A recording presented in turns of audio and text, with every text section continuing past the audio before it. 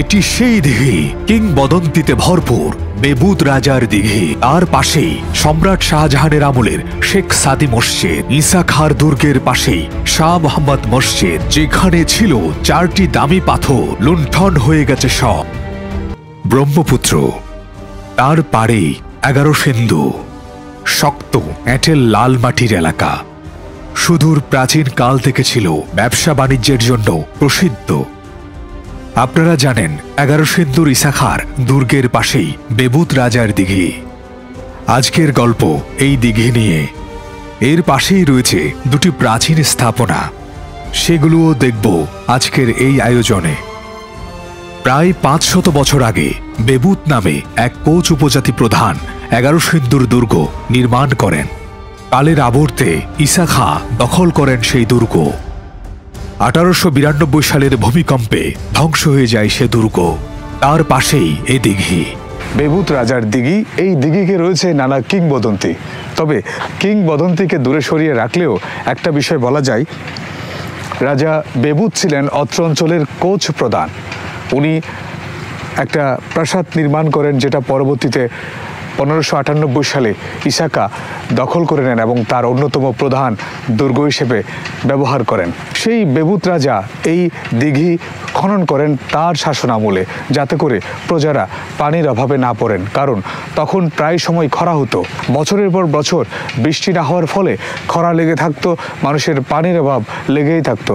এই সমস্যা দূরীকরণে উনি এই দিঘিটি খনন করেন। এই দিঘির রয়েছে অনেক কিংবদন্তি। এই দিঘি নিয়ে আছে নানা কিংবদন্তি। তন্মধ্যে সবচেয়ে বেশি প্রচলিত বেবুত রাজা ও তার স্ত্রী চম্পা রানীর আত্মত্যাগের মর্মস্পর্শী কাহিনী, যা স্থানিকভাবে এখনো মানুষের মুখে মুখে ফেরে। যে বছর বেবুত রাজা দায়িত্ব নেন, সে বছর ব্যাপক খরা হয়। চারপাশে কেবল ধুধু বালুচর, পানির লেশ মাত্র নেই। মেঘশূন্য আসমান, প্রচণ্ড দাবদাহ, খাঁ খাঁ করছে ফসলের মাঠ, ধূসর যেন এক বিরান ভূমি। দুর্বিষহ হয়ে উঠেছে প্রজাদের জীবন। এমত অবস্থায় রাজা সিদ্ধান্ত নেন দিঘি খননের। দিঘি তো খনন হলো, কিন্তু পানি ওঠে না। বেবুত রাজার স্ত্রী চম্পা রানী একদিন স্বপ্নে দেখতে পান গঙ্গাদেবী রানীকে তার কাছে আহ্বান জানিয়ে বলছে, তুমি আমার কথা মতো চিরতরে আমার কাছে চলে আসো এই জলশূন্য পুকুরে কলসি কাঁখে নিয়ে। পুকুরের তলদেশে তোমার পদস্পর্শ করলে এই পুকুরে কেবল পানি উঠবে। দেবীকে জিজ্ঞেস করল, আমি চলে গেলে আমার শিশু বাচ্চাকে দুধ পান করাবে কে?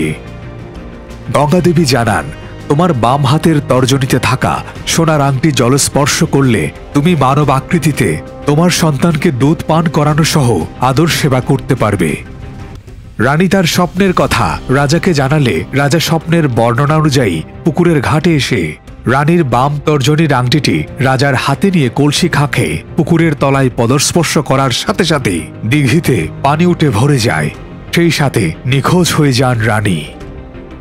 এরপর আংটি স্পর্শ করলেই সময় মতো উঠে আসত রানী, বাচ্চাকে দুধ পান করিয়ে আবার চলে যেত।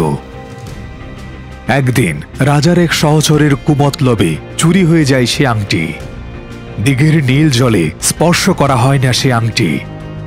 রানীও আর কোনোদিন ফিরে আসেনি, কেবল রয়ে গেছে শূন্য জলরাশির দিঘি। বেবুত রাজার দিঘি দেখার পর এখন আমরা যাব শেখ সাদি মসজিদ দেখতে। 11 সিন্ধু গ্রামের পথ ধরে যাচ্ছি সে মসজিদে। দারুণ সুন্দর এক গ্রাম, সবুজ শ্যামল গ্রামীণ পরিবেশ। আহ, কি সুন্দর! পৌঁছে গেলাম শেখ সাদি মসজিদে। এটি প্রায় 400 বছরের পুরনো স্থাপনা, সম্রাট শাহজাহানের আমলের। জনৈক শেখ শিরুর পুত্র সাদি এই মসজিদটি নির্মাণ করেন 1651 খ্রিস্টাব্দে। শেখ সাদি মসজিদ, এটা সেই সময়কার যখন এখানে ঈসা খাঁ ছিল, ঈসা খাঁর দুর্গ ছিল, সেই সময়কার। এই মসজিদের যে কারুকাজের যে অলঙ্করণ, সেটা খুবই সুন্দর। দেখুন, একটা টেরাকোটার উপরে টেরাকোটা ভাগ ভাগ হয়ে একটা খুব সুন্দর কারুকাজ সৃষ্টি করেছে। দেখুন, আজকে এত শত বছর পরেও খুব সুন্দর লাগছে সেগুলো দেখতে।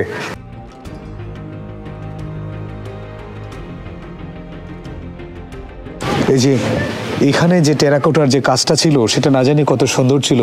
দেখুন সেই ফুলের পাতার কাজটা এখনো অনেকাংশে দেখা যাচ্ছে। দরজা এবং মেহরাব ছাড়া পুরো ইমারতটি মসৃণভাবে পলেস্তরা করা হয়েছে। দরজা ও মেহরাবকে শোভিত করা হয়েছে অলঙ্কৃত পোড়ামাটির ফলকে। পূর্ব দিকের প্রধান খিলান পথের কাঠামোতে গোলাপসহ সর্পিল পেঁচানো নকশা রয়েছে। এর খাঁজকাটা খিলানে সাজানো রয়েছে বড় আকৃতির গোলাপের নকশা। অভ্যন্তর ভাগে আধুনিকতার ছোঁয়া তেমন আনা হয়নি, তাই মনে হবে পুরনো সেসব দিনে বসে আপনি সালাত আদায় করছেন, যখন এখানে চলছে ঈসা খাঁর বংশধরদের শাসন আর দিল্লিতে আছেন সম্রাট শাহজাহান। বন্ধুরা, 400, 500 কিংবা 1000 বছরের পুরনো স্থাপনাগুলো দেখতে এবং ছুঁয়ে দিতে কতই না ভালো লাগে। কত ইতিহাসের গল্প বলে যায় তারা চুপচাপ নীরবে দাঁড়িয়ে থেকে। তারা কালের সাক্ষী, তারা আমাদের পূর্বপুরুষের রেখে যাওয়া নিদর্শন। তারা এক একটি সময়ের গল্প বলে, সেই সময়ের গল্প যে সময়গুলোতে ফিরে যাওয়া সম্ভব না। এগুলো দেখেই আমরা স্বাদ নেই সেই সময়ের। তাই এগুলোকে সংরক্ষণ করা আমাদের সকলের দায়িত্ব। বন্ধুরা, এ পর্যায়ে আমরা আসলাম শেখ মাহমুদ শাহ মসজিদে। যদিও ইউনেস্কো থেকে প্রকাশিত মুসলিম স্থাপত্যের ক্যাটলগে একে শাহ মাহমুদ মসজিদ নামে নির্দেশ করা হয়েছে। শেখ সাদি এবং শেখ মাহমুদ সম্পর্কে দুজন ভাই, দুই ভাইয়ের দুটি মসজিদ। একটু আগে যে মসজিদটি আপনারা দেখেছেন শেখ সাদি মসজিদ, তার অনতি দূরে কয়েকশো মিটারের মধ্যে আরেকটি মসজিদ, এটিও সেই সময়কার একই সময়কার শাহ মাহমুদ মসজিদ। এই মসজিদের দেখুন প্রবেশ পথে এই স্থাপনাটা অনেকটা বাঙালির যে বাংলা অঞ্চলের যে স্থাপত্যের নিদর্শন তার একটি দারুণ প্রমাণ। সেই সাথে এখানে মোগলি স্থাপত্য যুক্ত হয়েছে। মোগলি এবং বাংলা স্থাপত্য মিলে এমন ঘর দেখতে পাওয়া যায়, এমন কক্ষ, এমন বাড়ি দেখতে পাওয়া যায়। এটা আমরা বিভিন্ন রাজবাড়ি এবং জমিদার বাড়িতে আপনারা ইতিপূর্বেও দেখেছেন। স্থানীয় সূত্র মতে শেখ সাদি মসজিদ তৈরি হওয়ার 20 বছর পর শাহ মাহমুদ মসজিদ তৈরি হয়। দুজনেই ছিলেন ধনাঢ্য ব্যবসায়ী। মসজিদের ভেতর এবং বাইরে রয়েছে দৃষ্টিনন্দন পোড়ামাটির চিত্রফলক। খুবই সুন্দর কারুকাজ আমরা দেখেছিলাম। এখানেও মসজিদের ব্যতিক্রম না। আসলে মসজিদকে মনের মতো করে সাজাতো তখনকার শিল্পীরা, স্থানীয় মানুষ যারা নামাজ পড়তেন। এগুলো শত শত বছর আগের নিদর্শন, প্রায় 400-500 বছর আগের নিদর্শন। সেখানে দেখুন কি সুন্দর করে টেরাকোটার উপরে কাজ করা হয়েছে। এই যে কি সুন্দর কাজ, আজকে শত বছরেও সে কাজগুলো অমলিন। তাহলে যখন এগুলো সুন্দর ছিল তখন কেমনটা লাগতো দেখতে, কি সুন্দর লাগতো। এটি শাহ মাহমুদ মসজিদ।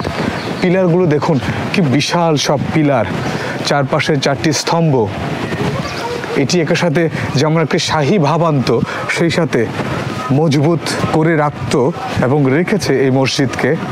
এই মসজিদের অন্দরে যদি আমরা যাই, এদিকটায় দুপাশে দুটি জানালা, সেই জানলা দিয়ে খুবই সুন্দর অভ্যন্তরটা দেখা যাচ্ছে। একটু আধুনিকতার মিশেল দেওয়া হয়েছে, তারপরও যে প্রাচীন রূপটা সেটা এখনো রয়ে গেছে।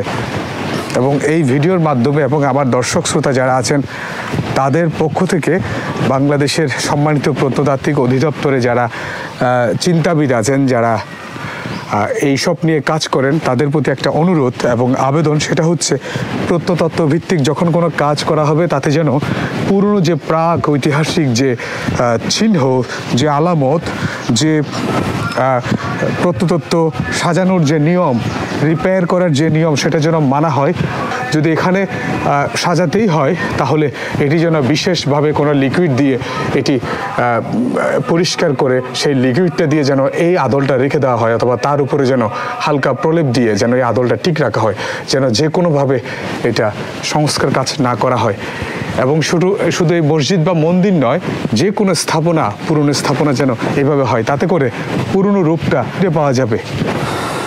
এই মসজিদের চারপাশে 4টি পাঁচিল রয়েছে এবং সবচেয়ে সুন্দরতম দৃশ্য হচ্ছে যে এই অনেকগুলো স্থাপনা, আসলে অনেকগুলো সভ্যতার মিশেল ঘটেছে এই বাড়িটাতে। এই যে উপরে যে চালের অংশটা দেখছেন, এটি খাঁটি গ্রাম বাংলার এই অঞ্চলের একান্ত নিজস্ব সংস্কৃতির একটা বহিঃপ্রকাশ। সেই সাথে এই যে খোপগুলো, এই খোপগুলো কিন্তু বাংলার নয়, এই আদলটা কিন্তু মোগল আমলের বা তারও পূর্বে যে সুলতানি আমল ছিল সেই। এই যে এই ব্যাপারটা সুলতানি কিংবা মোগলি আমলের স্থাপত্য। এটা শুধু মসজিদ নয়, একটা স্থানে যখন অনেক বছর ধরে একটা শাসন চলে তখন সেটা কোনো ধর্মের অবস্থা ভেদে হয় না।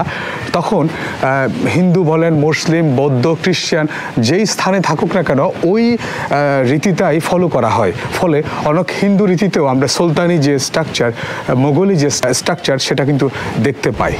বেবুত রাজার দিঘি খোঁড়া হয়েছিল জনকল্যাণে, যদিও তার রয়েছে নানা কিংবদন্তি। কিছু কিছু বিষয় হাস্যকর ঠেকলেও এগুলোই আবহমান গ্রাম বাংলার সংস্কৃতি। এই রূপকথার গল্পগুলো আমাদের ভাবতে শেখায়। এগুলো শুনেই আমাদের মনোগঠন হয়েছে। দারুণ আনন্দে কেটেছে আমাদের শৈশব। পুরনো দিনের এক একটা গল্পের সাথে জড়িয়ে থাকে নানা রকম গল্প।